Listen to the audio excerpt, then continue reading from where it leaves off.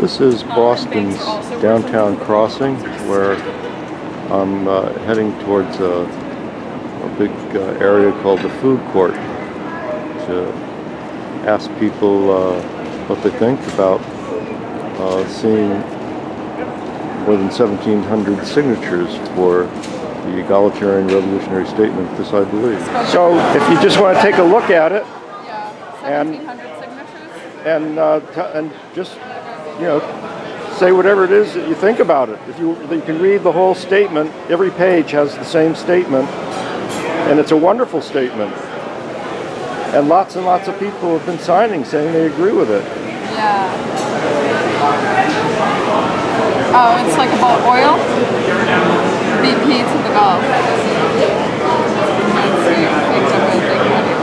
Yeah, exactly.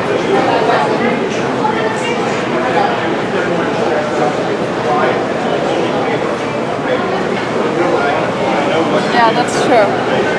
So you think it's true? Yeah. Yes? Yeah, for sure. I mean, yeah. It's government. What do you expect? They need to own everything. Now, what do you think about the fact that almost everybody we ask in public places, like my son and I collect signatures for this in front of grocery stores, almost everybody who reads it signs it. Does that surprise you or not? I mean, why it would no, not really. I mean, it doesn't surprise me because. Okay, that's very interesting. So in other words, you before you and I were talking about this, your impression of just random people is that if they read this, they would sign it? I guess. Yeah. Yeah? Yeah. So why do you think we don't have a big movement in this country to make this happen? This is basically a revolutionary. People are lazy. What? People are lazy. Like if it doesn't affect them, they don't really care. Well, that's one explanation. My feeling is even though it's sort of, you sort of, don't fit into my explanation, I have to admit. But it's okay. Just information. We can't do it in here. I can't do it in here, even though she agreed? Even though she agreed? I can't do it even though she agreed? You want to take that out from her face? Thank you.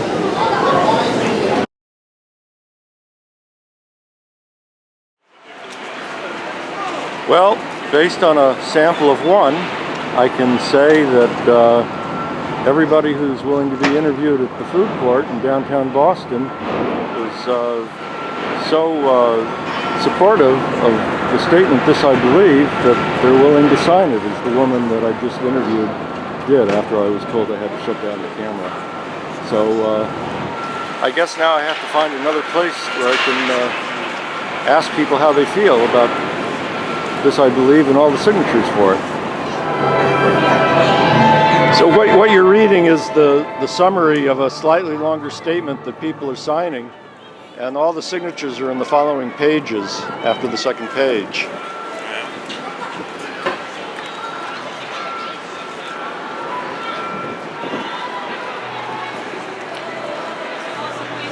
So I'm just curious what you think about it. Seems alright.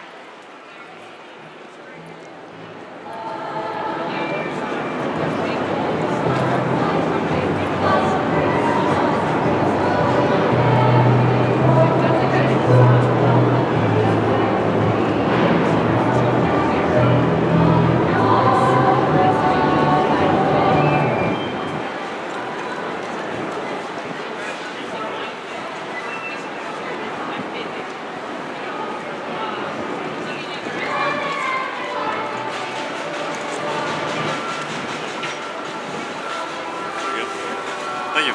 Thank you.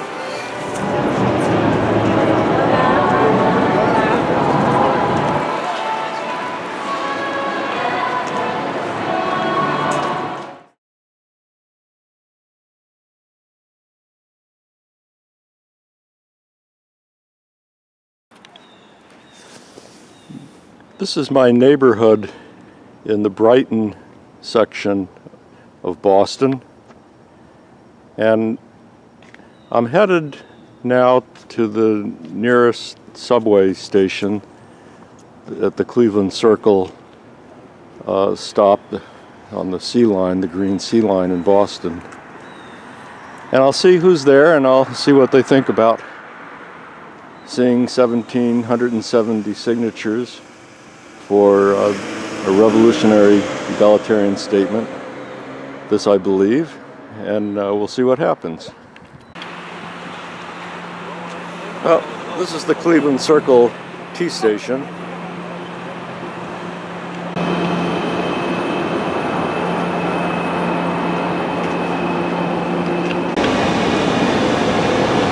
Hi, my name is John Spritzler, and I would like to show you this interesting booklet with 1,700 plus signatures for an interesting statement. And you're willing to let me film you, right? Yep. Okay, here, take a look. That's the statement in full, and the other pages have the same statement with the signatures.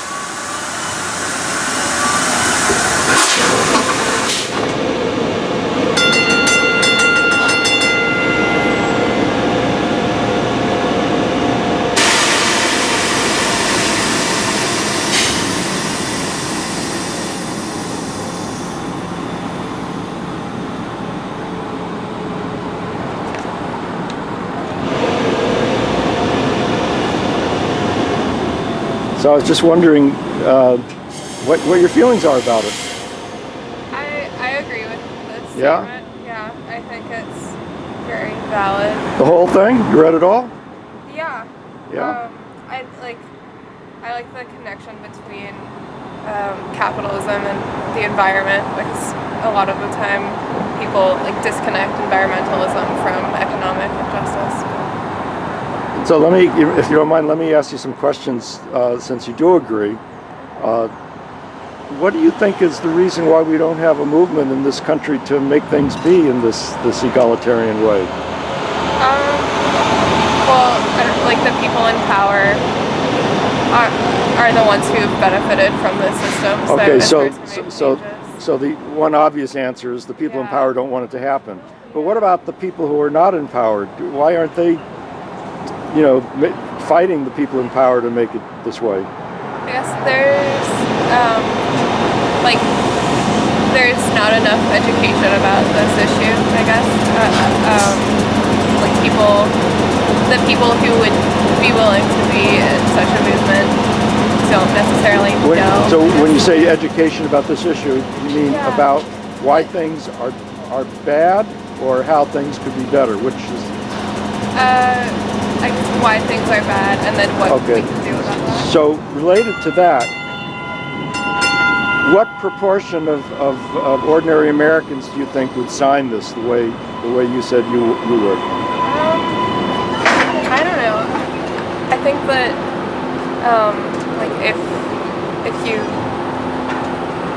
if you explained it to a lot of people, they would agree with it, be willing to sign.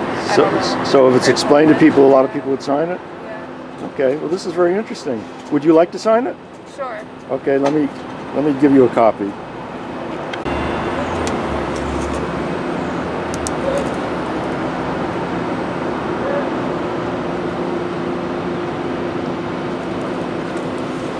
Would it interest you, thank you very much, would it interest you to know that every person at this station that I've asked to read it, who read it, signed it? Wow. I have a button for you if you'd like. Okay. It's our PDR button. Here, I'll put it. Thank you. It's our button with our webpage, pdrboston.org. Thank you very much. It's very interesting. Thank you. Well, I'm going to be leaving the station, but I just want to point out that although only one person agreed to be filmed, 4 others that I asked would not agree to be filmed, but said essentially the same thing that this woman that you just saw said, and signed this, I believe. So it's very interesting. Random people at my local subway stop.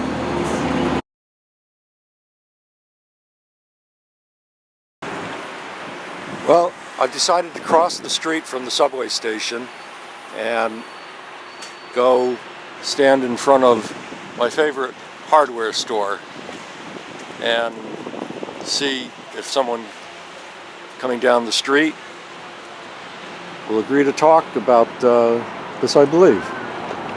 Look at this because I don't know. Hi, here we are, Cleveland Circle, with two people that have agreed to let me know what they think about this I believe statement. Is that true? You are willing? Yes. You are willing? Okay. And you have in your hand this booklet with the signatures, so why don't you just take whatever time you want to look at it and read it, see what the statement is, because that's what makes it interesting.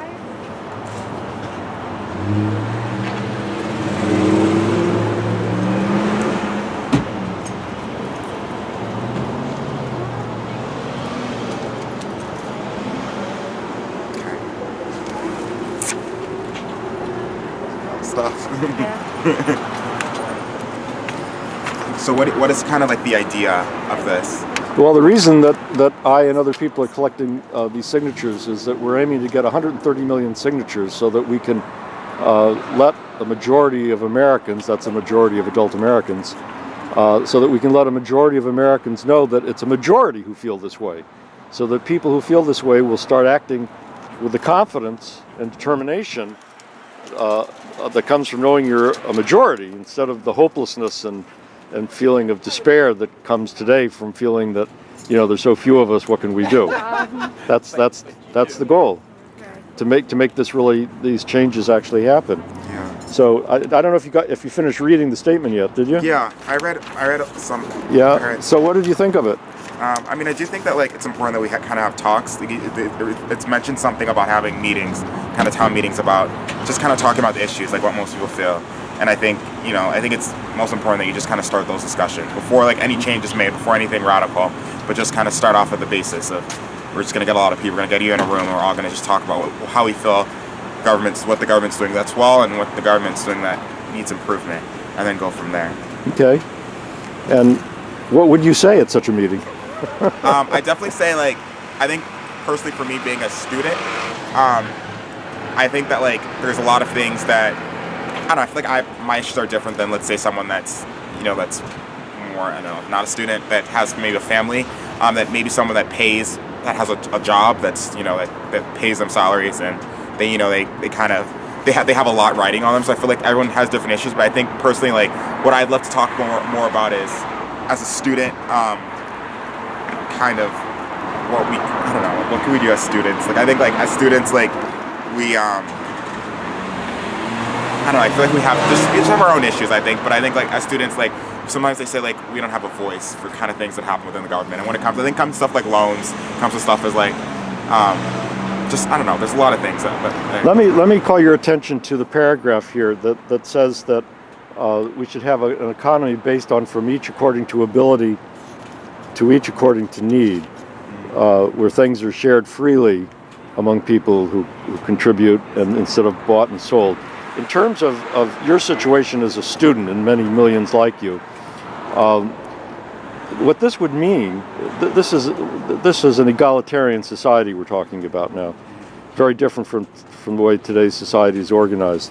What this would mean for students, for example, is that students who are going to college to prepare themselves to be able to contribute in some way to society would go for free. That all their expenses and everything would be just available to them, free for the taking. Not just the courses, but, you know, housing and board and clothing and so forth, because they're doing something that is appropriate for someone their age to be a contributing member of the economy. Well, the best that we have today in terms of politicians on this issue is probably Senator Elizabeth Warren, who totally disagrees with what I just said. She said that you should have to borrow money, pay interest on it, and only those who can afford to do that can go. And her only quibble with the existing reality is that the interest rate should be a little lower. So there's a big chasm between what ought to be and what is, even with what the most liberal, you know, politicians are saying what is. Well, I mean, I think that she's working within her means and understands the kind of society that we live in, and knows that, you know, while we all imagine a free education, that at this moment in time, that's not the reality. So how can we work little by little to kind of improve that? And so I think maybe that's what she's speaking to, is working within her means to do that. I think the bigger question is what do we value in society? How do we value one another? How do we value the abundance that is around us? Because I think that while giving a free education to everybody is ideal, I think that we need to focus on our values as a society. Well, the values are the first thing that this statement talks about. Right. What do you agree with it? No, I definitely agree with it. I think that us as a human race, we need to appreciate each other as humans and recognize the human dignity, the value in each one of us, and that we all have potential that we can fulfill. It's to be a contributive member of society. Yeah, I mean, that's what the statement says. It should be based on golden concern rule. for one Right. another, not he who has the gold makes the rules and Right. uses the power to dominate and take advantage of people. Yeah. So do you agree with that also? Yeah. I definitely feel as if I try to live my life with I don't know, like you said, the golden rule. I try to make sure that I feel like that should be at the basis of any type of interaction you have, whether it's someone with power from someone who doesn't have power, or student to student. I think you should just treat everyone with respect. And I think once you can establish that, and you know that you're not trying to hurt anyone or trying to do anything malicious to anyone else, that then I think you can get stuff done. And I think that you have the confidence to know that that everyone is in it together in a sense. Yeah. So Now let me ask you, if you don't mind, I know I'm taking up your time. Is that okay? Interesting few enough minutes. conversation to be worth a while? Okay. We've been collecting signatures for this in front of places like grocery stores. And, a lot of people don't stop to read it because people are busy, But of the ones who do stop to read it, 75, 80, sometimes 90% of the people who read it, sign it. So, does that surprise you or not? I think probably the people that do stop to sign it and after reading it, having these type of discussions where you can have an open, honest discussion, and then you can kind of reflect a little bit on it. I think that gives them more of an incentive to sign it, just for the fact that they've talked it over. And I think a lot of times you only have such a quick moment to stop, and then to get someone's attention, and then to explain the mission, and on top of that to get them to want to do it. So I feel once I feel the discussion, instead of having where the people are discussing with you instead of just you're kind of spieling stuff and then we walk away. I think the fact that it's open dialogue is more of an incentive to sign. So you're saying that when this is in a context of being discussed, people agree. I think so. So now the next question is, Making it if reality. that's true, and I think it is true, then what do you think explains the relative absence of a big movement to change the world and to take power away from the rich and to make it be the way most people think it ought to be? Because what do you think is the problem? I think we're complacent. I think that in our lives, I think actually no, it's twofold. So I think a lot of us are complacent with where we are and our position in society, and we're just very individualistic. We're looking towards our future and what we can do for ourselves, and less of a global community and what we can do for each other. So I think we're complacent in that sense, and that we want to. Many of us aren't willing to get out of our own lives and go out of our own way to do something. And then two, I feel before you get to two, let me just respond to the complacent, our own lives issue. Do you think that would be different if people knew that they were in the majority feeling this way, and if there were organizations that express these views, which there aren't now for the most part, that people could act in an organized way with lots of other people and not feel that they were just an isolated individual? What can I do? Yeah. Do you think that would help? Well, that's what I was going to say about too, is that oftentimes we feel like we're powerless and we don't recognize the power that we actually do have, even as individuals, to make change, not just within our lives, but within the lives of others. And so I think it's that lack of feeling empowered as an individual, and then furthermore as a community. There's lack of this community feel. So I feel like if there were more of that, for example, with the Black Lives Matter movement and the Boston protests, there were many of us who came together, and we felt like we could come together because we saw a bigger community come together. Right. So I think that it's possible, but I think it just takes work. Now, I cut you off on your first point about people feeling unable, or I don't know, I won't put words in your mouth, but you were going to make a second point about what prevents people from acting to make the change. Maybe you already made it in what you said. I don't know. Yeah, I think it's in some regard complacency, and then in another regard the fefeeling of powerlessness. Feeling of powerlessness, yes. Like what can I do as one Right, person? and that's I what we can't were change the talking world. about before. Yeah. Mm-hmm. Do you want to add anything to that? Oh no, I just support her in like everything that she said. I think like at least we're students at a school in the area, but at our school, I think with the whole Black Lives Matter movement, I think the reason why so many people jumped on it was because they felt that it was okay. I think like looking around, they almost as if there was like it's okay to talk, no matter who you are, no matter where you're from, what race you are, you can say stuff about it. And I think that's what has made it so strong and continued to make it such a strong movement, because it's almost as if there's been an acceptance that it's like you can do it. Like, and I feel like now you're starting to see more of like what you're talking about. Like there's the places of organization, like there's forums, there's places where you can talk about it openly. You can say stuff and like not feel as though because you're not, let's say, black, that you don't feel you're not